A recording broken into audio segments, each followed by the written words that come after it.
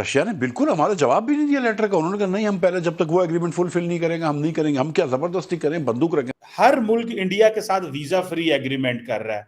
पहले ईरान ने कहा इंडिया को कि आ जाएं, अब रशिया जो है वो वीजा फ्री ट्रैवल एग्रीमेंट कर रहा है। हमारे पास पाबंदियां हैं, हमारे यूएई भी वीजे बंद कर देता है। मैंने एक गुजारिश की थी ना शुरू के अंदर कि हिंदुस्तान के पास $600 अरब का फॉरेन एक्सचेंज रिजर्व पड़ा हुआ है। Russia and India have never been in any kind of conflicted relationship since the time of independence. तो वो जो ट्रस्ट है ना, वो ट्रस्ट और एलाई का जो फैक्टर है, उसमें रशिया ने हमें कभी धोखा नहीं दिया। डॉक्टर साहब, पूरी दुनिया सोलर पे जा रही है।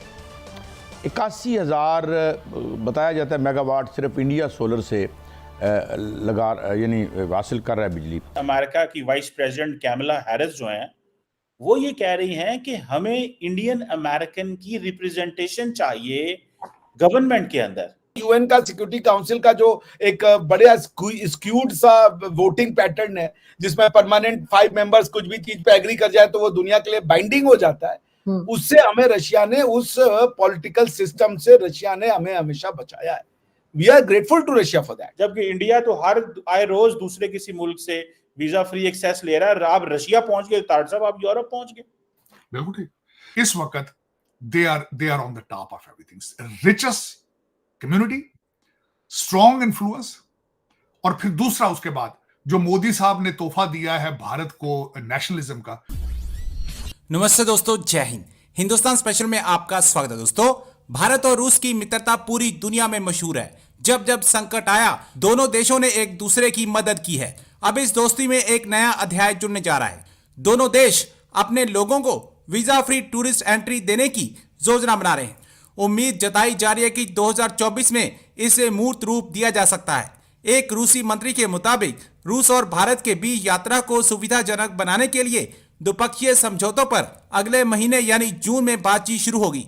आरटी न्यूज की एक रिपोर्ट में कहा गया है कि रूसी मंत्री ने यह भी कहा है कि मॉस्को और नई Delhi visa free tourist group को एक दूसरे देश में भेजने और पर्यटन संबंधों को बढ़ावा देने की योजना पर गंभीरता से काम कर रहे हैं। रिपोर्ट्स के मुताबिक आर्थिक विकास मंत्रालय के द्विपक्षीय आर्थिक सहयोग और विशेष परियोजना विभाग की निदेशक निकिता के हवाले से कहा है कि भारत में अंदरूनी मंत्रालयों के बीच कोऑर्डिनेशन का काम अंतिम चरण में है। रूस और भारत अपने पर्यटन संबंधों को मजबूत करने के लिए तैयार हैं। हर मुल्क इंडिया के साथ वीजा फ्री एग्रीमेंट कर रहा है। पहले ईरान ने कहा इंडिया को कि आ जाएं, अब रशिया जो है वो वीजा फ्री ट्रैवल एग्रीमेंट कर रहा है। हमारे पास पाबंदियां हैं, हमारे यूएई भी वीजे बंद कर देता है, हमारे बाकी ममालिक भी वीजे बंद कर देते हैं। जरा इस पर भी रोशनी डालें कि हम क्यों वीजा फ्री एक्सेस नहीं ले पा रहे, जबकि इंडिया तो हर आए रोज दूसरे किसी मुल्क से वीजा फ्री एक्सेस ले रहा है। आप रशिया पहुंच गए, तार साहब आप यूरोप पहुंच गए। बिल्कुल ठीक। चीमा साहब, सबसे पहले कैमला हैरिस की बात कर। कैमला हैरिस क्योंकि आज का इलेक्शन कैंपेन चला रही है, कैमला हैरिस भी जो है बाहर जाके जलसों में बोल रही हैं। एक ऑर्गेनाइजेशन है जो उन्होंने, जिसमें वो खुद काफी एक्टिव हैं, वो है उनकी साउथ एशियन इम्पैक्ट उसका नाम है। उसमें उन्होंने स्पीच दी अगले दिन जाके। लेकिन मैं ये जरूर यहां बताना चाहूंगा कि वो अपनी इंडियन हेरिटेज को इतना ज्यादा प्रमोट नहीं करती। पता नहीं क्या वजह है, हालांकि उन्हें चाहिए प्रमोट करें, लेकिन अब क्योंकि उन्हें जरूरत पड़ रही है चीजों की, इस वक्त जो बाइडन जो है उनकी रेटिंग भी नीचे जा रही है, कैमला हैरिस की रेटिंग भी नीचे जा रही है, तो उस पे अब वो निकल के, तो अब वो जो भी सपोर्ट उनको मिले तो वो उसके लिए वो आ रही हैं। उन्होंने कहा है कि इंडियंस को ज्यादा इलेक्शन लड़ना चाहिए। 535 मेंबर हैं कांग्रेस में, उनमें सिर्फ 5 हैं। और जिस तरह आपने खुद फरमाया है कि 55% जो उनकी पॉपुलेशन है बढ़ चुकी है और चाइनीज को क्रॉस कर चुके हैं। चाइनीज से ज्यादा है इस वक्त इंडियन यहाँ पे। जिस इवेंट में उन्होंने कहा है इंडियन अमेरिकन इम्पैक्ट, जिसका नाम था, ऑर्गेनाइजेशन ने किया, उसका नाम था देसी डिसाइड। देसी डिसाइड, उस पे उन्होंने ये सारे अदादो शुमार जो शेयर किए, मैं यहां बताना चाहूंगा। जो बाइडेन की रेटिंग जो है अकॉर्डिंग टू आपी एक ऑर्गेनाइजेशन है, उनकी 43% है, नीचे जा चुकी है। कैमला हैरिस की 2022 में 62% थी, अब 2023 में उनकी 56% हो चुकी है। लेकिन इस इवेंट में जो सबसे ज्यादा सिग्निफिकेंट जो बात मैं करना चाहूंगा, जो एक बड़ी रिमार्केबल है, एक यहाँ पे ऑर्गेनाइजेशन है जिसको कहा जाता है हिंदूज फॉर ह्यूमन राइट्स। वो उन्होंने इस इवेंट में शिरकत की, लेकिन एहतजाजन वॉकआउट किया। वो वॉकआउट किया उन्होंने, और फिर उन्होंने खासकर उनके जो हेड थे उन्होंने स्टेटमेंट भी दी कि हमारी जो रवायात है, महात्मा गांधी और डॉक्टर BR अम्बेडकर जो है उन्होंने ह्यूमन राइट्स पे दी है, और आप जो गाजा में कर रहे हैं this is against the human rights. ये बहुत बड़ी बात, बहुत बड़ी बात। लेकिन चीमा साहब देखा जाए तो इस वक्त मैं जिस तरह मुसलसल कहता हूं, डिफरेंस मेजर ये है कि पढ़े लिखों लोगों का आना, अनस्किल्ड लेबर का जाना कहीं पे, इस अ बिग डिफरेंस। और मैं आपको जिस तरह पहले बताता हूं, मैं बल्कि अभी कंपैरिजन करना चाहूंगा कि इस वक्त इश्यूज हमारे डिफरेंसेस क्या हैं, दूसरे इमिग्रेशन का और इंडियन इमिग्रेशन का डिफरेंस क्या है।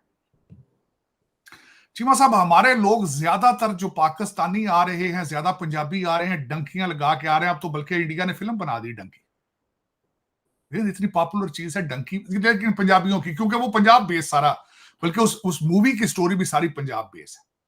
और पंजाबी हमारे भाईजान यहाँ सारे आते हैं, वो दो ही काम करते हैं, टैक्सी चलाते हैं या ट्रक चलाते हैं। उससे प्रमोट होते हैं तो एक काम करते हैं, लिकर स्टोर ले लेते हैं या गैस स्टेशन ले लेते हैं। ये दो का, इससे आगे ग्रो ही नहीं कर पा रही कम्युनिटी आगे से, क्योंकि फुकदान है तालीम का। और यहां से पैसे कमाएंगे, यहां बैड माउथ करेंगे अमेरिका को, पैसा सारा पाकिस्तान और पंजाब भारत भेजेंगे, वहां पे कोठियां बनाएंगे, उन कोठियों में गधे बंधे होते हैं बाद में, या रिश्तेदार उनमें रहते हैं, फिर उन पे कब्जे होते हैं, फिर सारा टोटल एक बहुत पुराना एक रिपल इफेक्ट चल रहा है कम्युनिटी के अंदर तालीम के फुकदान की वजह से। शुरू टैक्सी से करेंगे, ट्रक ड्राइविंग से करेंगे, प्रमोशन पे लिकर स्टोर ले लेंगे या प्रमोशन पे गैस स्टेशन ले लेंगे, इससे आगे नहीं जा पा रहे। उनकी सेकंड जनरेशन, थर्ड जनरेशन भी इसी चीज के अंदर है, तालीम नहीं है।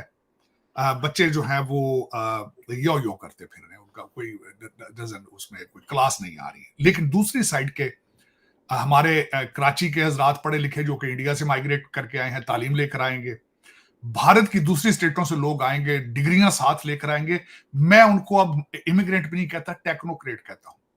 और इस वक्त जो इस वक्त जोर है वॉशिंगटन डीसी में, उन्हीं टेक्नोक्रेट्स का है, उन्हीं तालीम याफ्ता लोगों का है, चाहे वो इंडियन इंस्टीट्यूट ऑफ टेक्नोलॉजी से पढ़े हों या फिर यहाँ एज ए स्टूडेंट आए हों और उन्होंने कंप्यूटर साइंस में पढ़ा हो, उन्होंने दूसरे साइंस सब्जेक्ट में पढ़ा हो, स्टेम सब्जेक्ट में पढ़ा हो। इस वक्त they are on the top of everything, richest community, strong influence. और फिर दूसरा उसके बाद जो मोदी साहब ने तोहफा दिया है भारत को नेशनलिज्म का, तो वो भी दे आर नेशनलिस्ट इंडियन, चाहे अमेरिकन भी होंगे लेकिन they have a soft corner with Bharat. अब उसकी मिसाल मैं ये दूंगा कि आपके माइक्रोसॉफ्ट के सीईओ भी जो भाग भाग कर इंडिया जाते हैं, गूगल वाले भी वहीं जाते हैं। और उसके बाद अजय बंगा साहब जो कि सरदार पंजाबी हैं लेकिन हैदराबाद के वो पैदाइशी हैं, उनकी भी फीलिंग्स भारत के साथ।